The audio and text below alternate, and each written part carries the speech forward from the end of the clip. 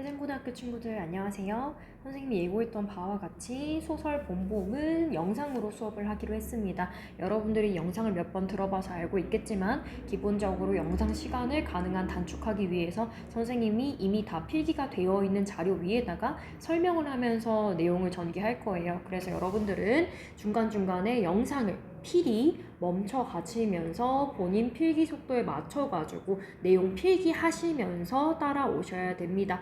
제가 반복되는 내용이 본본에는 조금 많아서 필기를 세부적으로 해두긴 했는데요.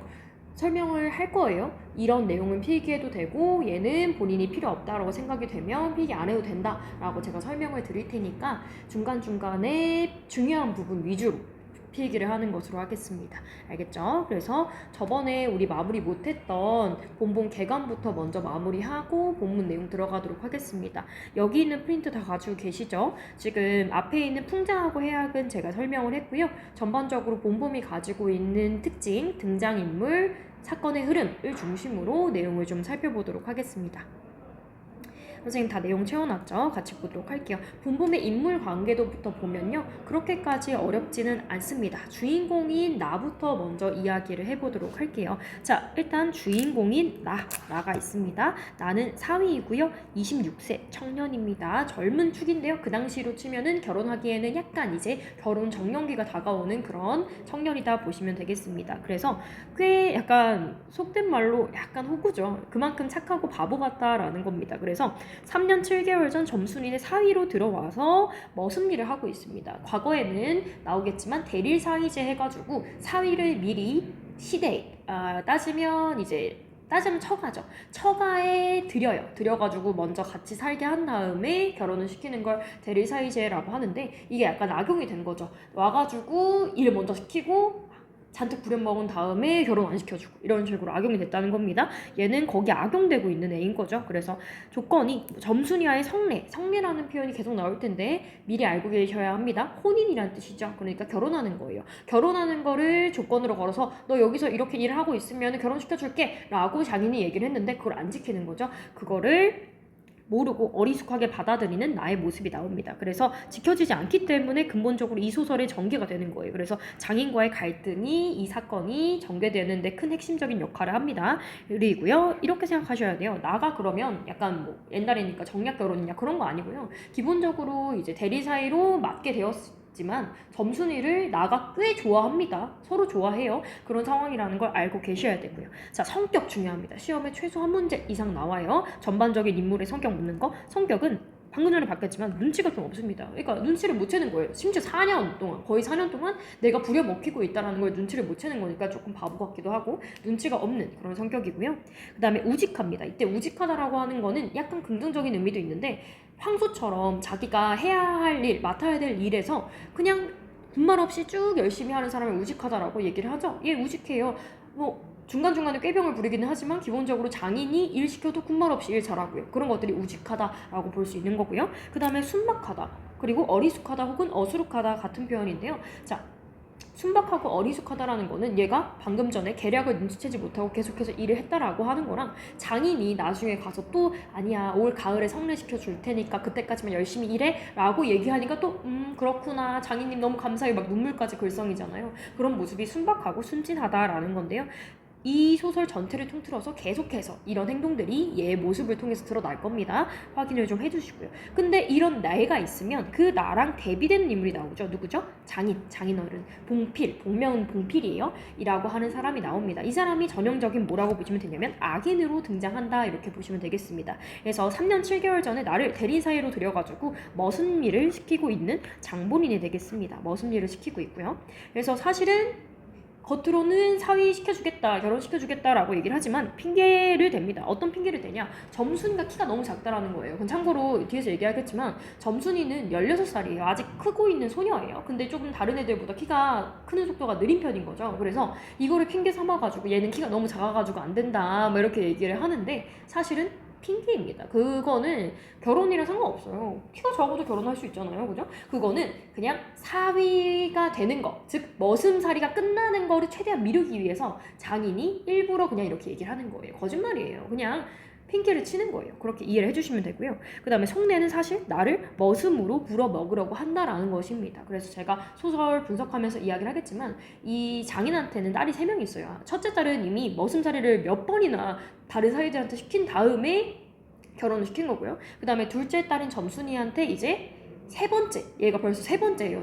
세 번째 사위로 들어온 겁니다. 그리고 셋째 딸도 있는데 셋째 딸은 이제 6살이에요. 그런데 보통 6살이면 유치원생인데 걔네들한테 벌써 이제 막 머슴을 들이진 않죠. 그러니까 사위를 들이진 않잖아요. 그래서 그 여자애가 셋째 딸이 최소 10살은 되어야지 새로운 머슴 혹은 새로운 사위를 들일 수가 있는데 그때까지는 4년이 남은 거예요. 그래서 왜 장인이 근본적으로다가 성례를 미루냐, 성례를 4년 동안 미뤄야지 내가 일도 잘해요. 그래가지고 이 일 잘하는 애를 머슴으로 부려먹을 수 있으니까 사위를 안 시켜주고 성례를 미루는 거예요. 이해되세요? 정리하면 셋째 딸의 대리사위를 데려오기까지는 4년이 남았으니 그 4년 동안 둘째 딸의 대리사위를 최대한 부려먹겠다 이 말이죠. 그래서 얘가 지금 성례를 안 시켜주는 거예요. 이해를 좀 하고 계시면 되고요. 그래서 마을에서 얘는 이미 마름으로 횡포를 많이 부려가지고 민심이 잃은 상태예요. 이때 마름이라고 하는 관계도도 선생님이 이야기를 하겠지만 이 당시는 일제강점기 말입니다. 1930년대인데요. 이때는 지주, 그러니까 땅 주인이고요. 그 사이에 마름이 있고요. 그 땅에 대신 농사 지어주는 사람, 소장농이 있습니다. 이런 3단계의 구조 속에서 지주는 당연히 일제강점기니까 대개 일본인들이 많이 차지를 하고 있고요. 근데 일본인들이 뭐 자기 나라 원래 땅도 있을 것이고 해가지고 관리하기 좀 어렵잖아요. 그러면은 보통 누구를 시키냐? 마름을 시킵니다. 마름이 중간 대리인이라고 생각을 하시면 돼요. 그래서 그 마름한테 시켜가지고 무엇을 하느냐? 얘네들한테 뭐 땅 배정해줘라. 그 다음에 땅에서 농사 잘 짓는지 너네가 감시해라. 중간 역할을 하는 거예요. 근데 문제는 이 중간 역할을 하는 사람이 점점 부정부패를 저지르게 됩니다. 그래서 사람들이 누구한테? 마름한테 막 뇌물도 바쳐야 되고요. 잘 보여야 되고요. 그런 1930년대 사회상이 있었는데 그런 사회상이 이 마름 역할을 하고 있는 장인으로부터 드러난다. 이렇게 보시면 되겠습니다. 그래서 장인이 굉장히 그걸 이용을 해가지고 막 중간에 구장한테 설득하러 갔을 때도 구장이 눈치를 보죠. 얘가 마름이라고 하는 직책을 가지고 있으니까 혹시라도 해코지 할까봐. 그래서 그런 것들을 활용하는 모습이 나옵니다. 그렇기 때문에 얘는 이미 민심이 좀 좋지 않아요. 그래서 마름으로 횡포를 부려서 민심을 잃은 상태다. 이렇게 알아두시면 되겠고요.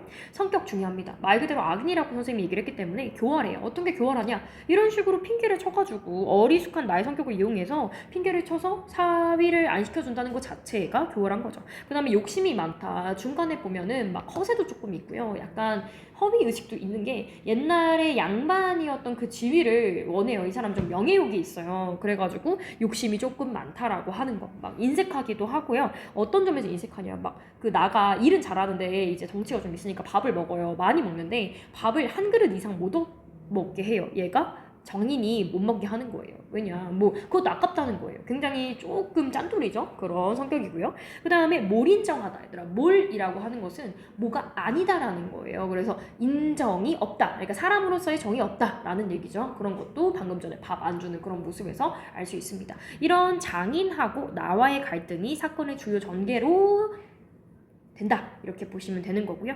이 중간에 누가 있냐? 당연히 점순이가 있습니다. 자, 점순이는 약간 감초 같은 역할이에요. 그래서 16살, 굉장히 어린 소녀이고요.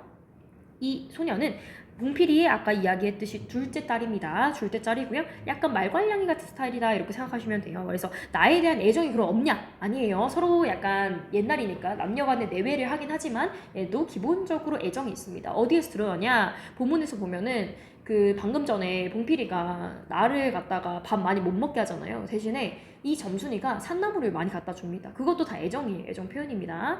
그 다음에 성례에 대해서 적극적이라는 점에서도 애정이 있다는 거 알 수 있죠. 얘랑 결혼하기 싫었으면은 성례고 뭐고 미뤄진든지 말든지 오히려 더 미뤄줬으면 좋겠다 이렇게 생각했을 거 아니에요. 근데 빨리 성례하자고 얘한테 부추기잖아요. 그래서 그런 모습 자체가 애정이 있고 호감이 있구나라는 것을 알 수 있습니다. 그래서 점순이의 성격은 좀 야무지고 당돌합니다. 왜냐면은 나는 정작 그 제일 성례를 하고 싶어하는 건 자신임에도 불구하고 막 하려고 들지 않아요. 그러니까 그런 마음만 있고 적극적으로 뭘 하려고 하지 않아. 근데 점순이가 그걸 갖다가 2번의 충동질을 하죠. 그래서 왜 성례 안 시켜주냐고 얘기 안 하냐. 그러니까 맨날 여기서 일만 하다 갈 거냐 이런 얘기도 하고요. 그 구장한테 갔다가 실패를 하고 온 시점에서는 그냥 왔냐고, 그냥 수염을 막 잡아채지 그냥 왔냐고 막 이렇게 얘기를 했잖아요. 그래서 그런 것들이 다 적극적인 모습이다, 야무지고 당돌한 모습이 있다라는 거 알 수 있고요. 추가적으로 성격 얘기할 때 이 점순이라고 하는 친구가 약간은 조금, 얘도 약간 조금 모자란 측면이 있는데, 이건 아직 성장을 안 해서 좀 모자란 측면이 있는 거예요. 약간 덤벙대고 아니면 조금 뭔가 흘리고 다니고, 그래서 막 밥상 없고 이런 장면들 있는데, 이건 약간 부차적인 성격이고요. 메인 성격은 야무지고 당돌하다, 그리고 동시에 적극적이다도 되겠고요. 더불어서 뭐도 있느냐, 수줍음이 있기는 합니다. 그래서 약간 내외를 하죠. 그래서 막 충동질을 잔뜩 해놓고 자기가 얘기한 게 부끄러워서, 왜냐면은 성내 빨리 안 시켜달라고 뭐 하니 이렇게 책망했다는 것 자체가 자기도 성례를 하고 싶어, 나 너 좋아해, 이런 거를 좀 간접적으로 돌려 말한 거니까 자기가 얘기해놓고 쪽팔려가지고 수줍어서 막 도망가는 장면이 있죠. 그런 장면에서 드러난다, 이렇게 보시면 되겠습니다. 그 다음에 구장하고 뭉태는 조금 더 부차적인 플러스 알파 인물이라고 보시면 되는데요.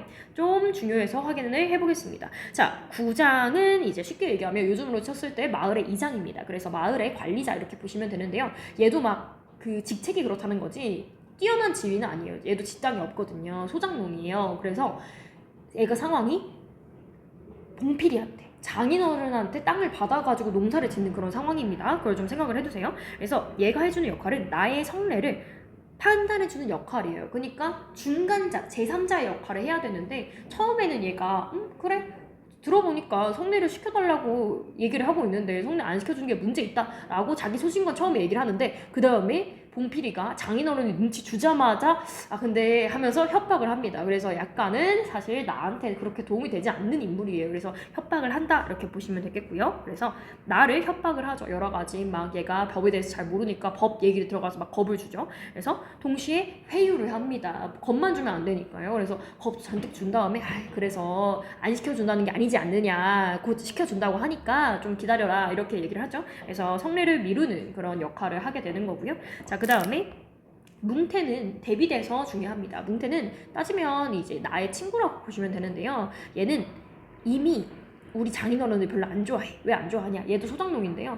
장인어른한테 미운 털이 박혀가지고 그 농사짓던 땅을 빼앗겼거든요. 그래서 이미 장인어른을 좋아하지 않습니다. 그래서 얘는 그나마 나보다 눈치가 있기 때문에 좀 알아챘어요.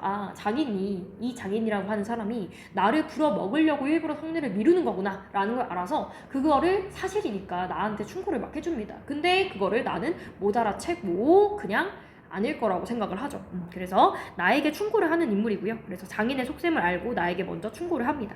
그래서 얘가 소설적인 차원에서 좀 중요한 역할을 하는 게 있어요.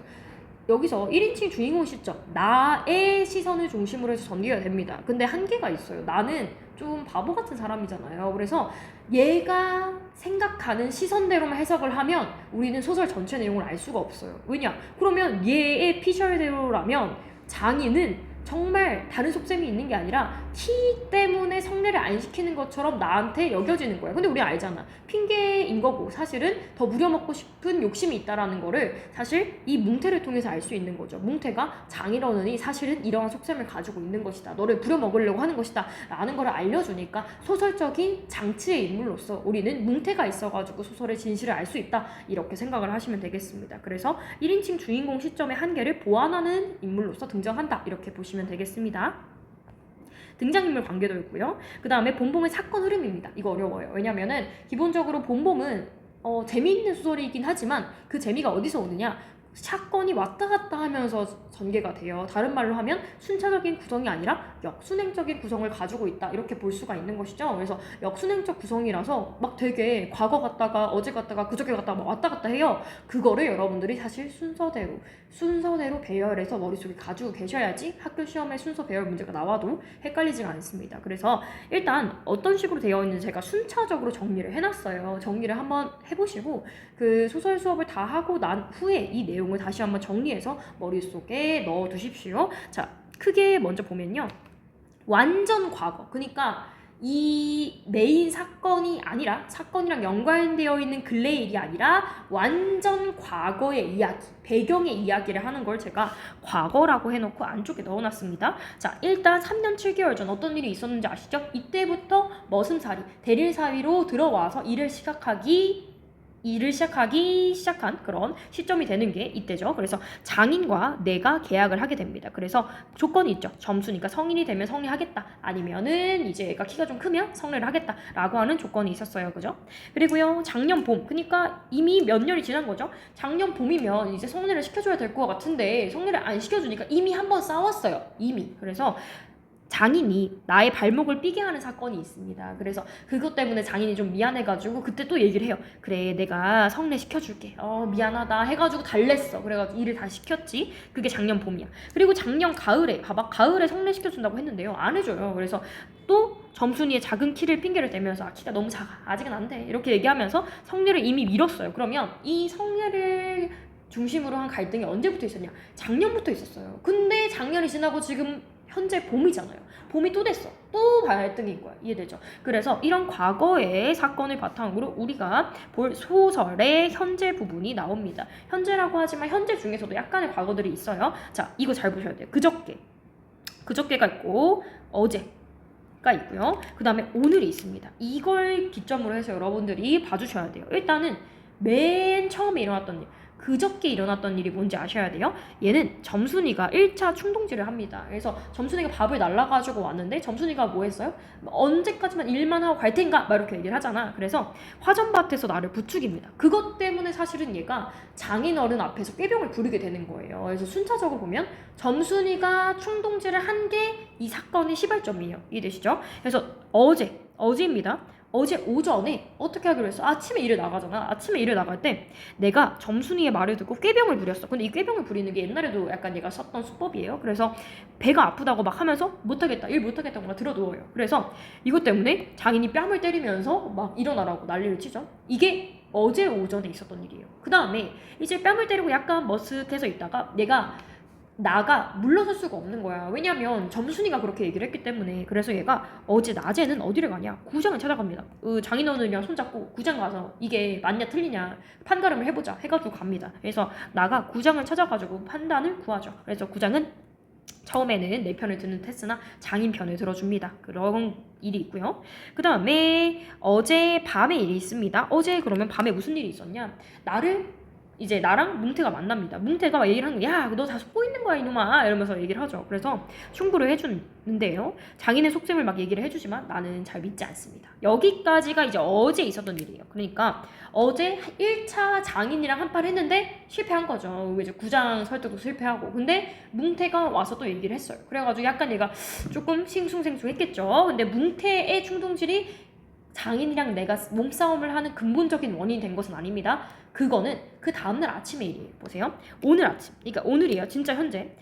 점순이가 와가지고 2차 충동질을 합니다. 야, 너는 그걸 또 그냥 오니? 구장한테 가가지고 또 그냥 오니? 막 이렇게 얘기를 한단 말이죠. 그래서 오늘 아침에 얘가 충동질을 한 번 더 받아. 그래가지고 또 2차 꾀병을 또 부려. 그래서 오늘 오전에 장인과의 해학적인 활극이 펼쳐집니다. 얘가 막 꾀병을 부려가지고 못하겠다고 막 들어 누우니까 장인이 막 허리춤을 해가지고 막 쿡쿡 찌르죠. 그러니까 이때부터 막 이제 싸우기 시작하는 거예요. 장인어른이 먼저 내 중요한 부분 고관을 막 잡고 싸우고 막 얘가 죽겠다 이러다가 또 점순이가 그걸 보고 있었거든요. 그래서 그거를 절대 약간 약한 척 하기 싫어가지고 얘도 장인어른의 고관을 잡고 막 싸웁니다. 그런 모습이 나와요. 그래서 장인과의 해학적인 활극, 그러니까 싸운다는 얘기예요. 그래서 그런 몸싸움이 펼쳐집니다. 그래서 내가 장인의 수염이랑 막 바지가랑이 붙잡으면 싸우는 그런 절정 부분이 있는데요. 뭐 이거는 부차적인 얘기지만 나중에 할 거예요. 절정의 제일 재밌는 장면이 오히려 마지막에 삽입되어 있다는 것도 해학성을 높여주는 요소이기도 합니다. 그래서 오늘 낮에 그럼 또 어떤 일이 있었냐? 그 다음에 막 싸웠죠. 치고받고. 그러고 나서 어떻게 됐을까요? 또 얘가 바보같이 장인의 말을 듣고 장인이 좀 위로해주고 이러니까 그 다음 가을에 성례시켜줄게 이 말을 또 믿고 열심히 또 일을 합니다. 그래서 그런 모습으로 결론이 나지는데 장인이 나한테 성례를 시켜주겠다면 다시 회유를 하면서 나가 다시 일을 하러 간다라는 측면으로 정리가 됩니다. 그래서 본범에서는 이 구성이 막 중간에 예의 회상으로 되어 있어서 왔다 갔다 합니다.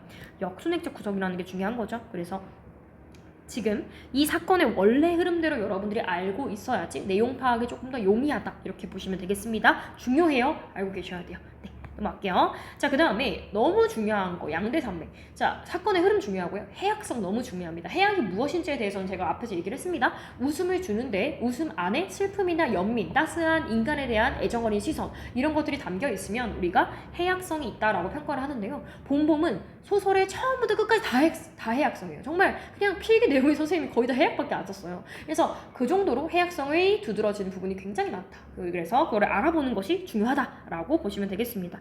일단 첫 번째, 등장인물 나, 이 자체가 나라고 하는 인물 자체가 해악성이에요. 얘는 웃기잖아. 그래서 조금 바보스러운 모습을 보여줌으로써 우리한테 웃음을 준다. 그리고 그 웃음 안에 동시에 아유 바보 이러면서 약간 연민하게 되고 따스한 시선으로 이 순수한 남자 청년의 사랑을 바라보게 되는 계기를 만들어주죠. 그래서 순진하고 어수룩하고 우직하고 그리고 이런 나의 모습하고 교활한 장인의 모습이 서로 대비가 되면서 나의 모습에서 가진 그런 웃음이 있다라는 거죠. 따스함과 슬픔. 그래서 해악성이 두드러진다. 그래서 얘에 대한 연민도 있을 것이고 따뜻하게 바라보는 눈빛도 있을 것이고 더불어서 슬픈 감정도 약간 있겠죠. 아유 얘는 어떻게 이제까지 성례를 못하고 있나 하는 뭐 이런 것도 있겠죠. 그래서 그런 애들이고요. 전반적으로 봤을 때 이 작품은 굉장히 토속적입니다. 그래서 비속어가 엄청 쓰이고 있어요. 막 욕도 하고요. 그 다음에 토속적인 방언이나 사투리를 쓴다는 이야기예요. 그런 것들을 사용해서 더불어서 과장된 행동이나 상황, 갈등 그런 것들이 나타나면서 해악성이 두드러집니다. 그래서 장인도 사실은 정신적으로 막 엄청 성장한 인물은 아니에요. 이 26 먹은 사위랑 거의 노인이랑 싸우고 있는데 그치? 그런 것 자체가 굉장히 수준이 좀 떨어진다. 장인의 정신 수준이 좀 떨어진다 이렇게 보시면 되는 거고요. 그래서 어쨌든 비속어나 토속어를 사용하고 있다는 건 생동감이나 사실성, 토속성, 향토성을 줍니다. 그래서 시골틱하다라는 얘기예요. 시골스러운 분위기를 주는 것이고 동시에 우스꽝스러운 모습을 부각한다. 이게 결국에 다 해악성으로 이어진다 이렇게 보시면 되겠습니다. 그리고 선생님이 아까 강조했던 역순행적 구성 자체가 마지막 부분에 특히 제일 중요한 하이라이트인 절정 장면을 마지막에 결말보다 더 뒤에 삽입을 함으로써 해악성으로 소설을 끝내고 있어요. 그래서 거기서 오는 재밌는 모습이 있다. 해악성이 있다. 이렇게 보시면 되겠습니다. 결말을 절정 사이에 삽입을 해서 장면의 호기심과 긴장감을 부각한다. 해악성을 준다라는 거고요. 전반적으로 중간에 보면 약간 피식피식 웃음이 나는 그런 익살스러운 표현들이 많습니다. 예를 들어서 이런 거예요. 이놈의 장인님 이렇게 얘기합니다. 이놈은 낮추는 표현이잖아요. 그리고야 장인님이라고 하는 건 전미사님을 써가지고 높여주는 표현이야. 얘가 계속 이렇게 표현을 해. 장인한테 불만이 있으니까 막 욕을 하고 싶은데 장인이 손윗 사람이니까 함부로 하지 못하고 해가지고 이런 좀 우스꽝스러운 표현이 나오는 거죠. 이놈의 장인님 이렇게 얘기를 하는 거니까. 그래서 이런 것도 다 해악성이라고 볼 수 있습니다. 그리고 이거는 조금 더 부차적으로 제가 넣어둔 애들인데요. 희화화라는 건 어떻게 표현하는 거냐 혹시 모를까봐 얘들아 써놓을게. 희화라는 건 우스꽝스럽게 표현을 하는 것을 우리가 희화화라고 얘기를 합니다. 그래서 얘가 굉장히 우스워 보이게끔 얘기를 하는 걸 희화라고 하는데 장인의 모습 그러니까 나랑 싸웠을 때 굉장히 당황해하는 장인의 모습의 해악성이 굉장히 두드러지죠. 그런 것도 희화화, 우스꽝스럽게 표현하다라고 얘기할 수 있는 거죠. 오케이. 자, 그 다음에 남녀의 전도된 역할도 더불어서 갈 수 있어요. 이때가 아직 1930년대 그러니까 거의 100년 전이죠. 그때쯤이라는 걸 생각을 하셔야 돼요. 이때니까 지금 시대상으로 그 당시에는 아무래도 결혼도 좀 일찍 하고 남자가 뭔가 주도적으로 한다라고 하는 사회적인 역할이 요구되던 시기였으니까 그 사실 성례에 조금 더 적극적이어야 되고 행동을 하는 게 내가 아니라 점순이가 아니라 나였어야 되는데 오히려 점순이가 여자아이인 점순이가 나를 부추겨가지고 나를 행동하게 만든다는 것 자체가 이렇게 남녀의 역할이 전도된 모습에서도 오는 우스꽝스러운 모습이 있더라라고 봐주시면 되겠습니다. 이런 해악성이 있다라는 거예요. 오케이. 이렇게 해서 기본적인 개관 내용 정리했고요. 본문 내용 제재 개관으로 넘어가겠습니다. 자습서로 갈게요. 자습서로 왔습니다. 239쪽을 보시면 기본적으로 앞에서 다뤘던 개관에 대한 내용이 다시 한번 나와 있습니다. 자, 한번 읽어만 볼게요. 자, 소설이라고 하는 것은 여러분들 익히 알고 있으니 여러분들 이거는 진짜예요, 가짜예요? 가짜입니다. 진짜 있을 법한 일을 허구적으로 꾸며낸 것이 소설입니다. 그래서 허구성이라고 하는 게 소설의 항상 기본적인 특징이죠. 그래서 소설은 현실에서 일어났을 법한 이야기를 형상화하는 갈래로서 뭐가 있어요? 허구적인 특성이 있다라는 것 하고요. 하고요. 당연히 소설의 구성은 인사배라고 우리가 얘기하죠. 인물, 사건, 배경 당연한 얘기입니다. 어느 시대나 공간적인 배경 안에서 누가 등장인물이 어떠한 사건, 어떠한 갈등이나 행위를 중심으로 해서 내용이 전개가 되죠. 이런 것들로 구성이 되어 있습니다. 읽어볼게요. 인물은 사건을 이끌어가는 역할을 하고, 사건은 주로 인물이 겪는 갈등을 중심으로 이야기를 하고, 배경은 이야기가 이어나는 시공간적 환경을 통해서 이야기에 현실감과 개연성을 부여해준다. 그러니까 개연성이라고 하는 것은 연결성. 그러니까 이렇게 전개되는 것에 대한 연결 관계의 자연스러움을 더해준다는 얘기인 거죠. 이해되시죠? 그런 애들이 있고요. 그 다음에 이거는 사실은 뭐냐면 문학작품에 대한 얘기를 할 때 사회문화적인 배경을 빼놓을 수가 없는데 여기서는 1930년대 일제강점기 때 있었던 그런 농촌 구조의 부조리한 모습이 드러납니다. 이런 걸 중심으로 이 작품을 볼 수 있다는 건데요. 다른 말로 하면 사회문화적 상황을 바탕으로 작품을 해석하겠다라는 건데 이런 걸 우리가 무슨 론적 관점이라고 하죠? 기억 안 나시면 써도 돼요. 반영론적 관점이라고 이야기한다 했었습니다. 기억나시죠? 반영론적 관점이에요. 왜요? 시대를 반영한다고 해서 반영론적 관점이었습니다. 기억을 좀 해두시고요. 그래서 인물의 말과 행동, 작품에서의 벌어지는 다양한 사건들을 바탕으로 해서 당연히 얘가 가지고 있는 사회문화적 상황을 파악할 수가 있겠죠. 그래서 작품 전체 이해를 이 사회문화적 배경을 바탕으로 해서 조금 더 깊게 하면서 감상을 해볼 수 있다라는 얘기입니다. 뭐 인물의 말과 행동은 우리 여기서 나오죠. 약간 조금 옛날의 시대상을 가지고 있는 듯한 그런 말이나 행동이 있고요. 아니면 요즘에는 잘 쓰지 않는 정말 옛날에 그런 사투리들이 쓰였다라는 것 자체도 그 당시의 시대를 보여주는 것이라고 얘기할 수 있겠습니다.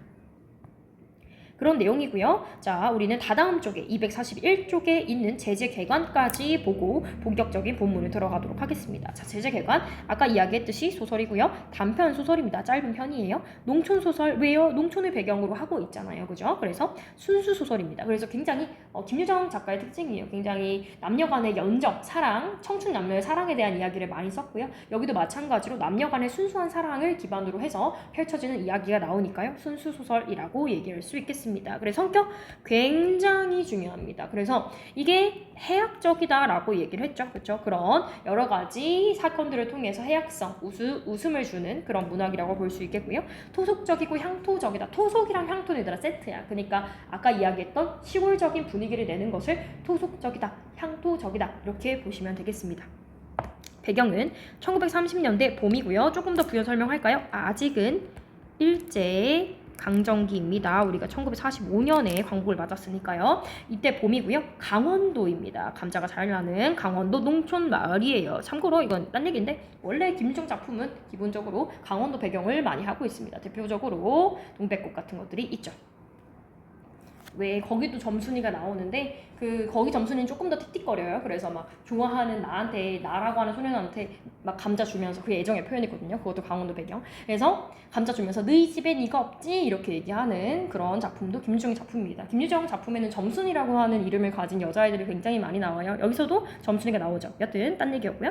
자, 그래서 1인칭 주인공 시점을 가지고 있습니다. 중요합니다. 1인칭 주인공 시점이어서 나로 전개가 되는데 특이하게도 이 나라고 하는 사람이 우리가 봤을 때는 조금 못 믿어온 사람인 거죠. 조금 바보스러우니까 얘가 하는 말만 고지고대로 믿어서는 이 소설 전체의 내용을 파악할 수가 없습니다. 그래서 뭉태라고 하는 등장인물을 통해서 우리가 다른 내용까지 부차적으로 알 수 있는 것이고요. 자, 소재는 성례, 그러니까 점순이와의 혼인 문제를 가지고 다투는 장인과 나의 갈등이 주축을 이루어서 소설이 전개가 됩니다. 그래서 주제 어리숙한 대리 사이와 교활한 장인 사이의 갈등, 나와 장인 사이의 갈등을 보여주고 있고요. 그러면 이런 생각을 하는 친구들이 있어요. 그럼 주제가 뭐냐? 여러 가지가 될 수 있어요. 기본적으로 사랑 이야기, 더불어서 농촌 사회의 부조리한 구조까지 비판하는 것도 볼 수 있습니다. 그래서 기본적으로 주제는 사랑이에요. 그래서 시골 남녀, 산골 남녀의 순박한 사랑에 대해서 보여주고 있다. 해학적으로 그려내고 있다. 이렇게 보시면 되고요.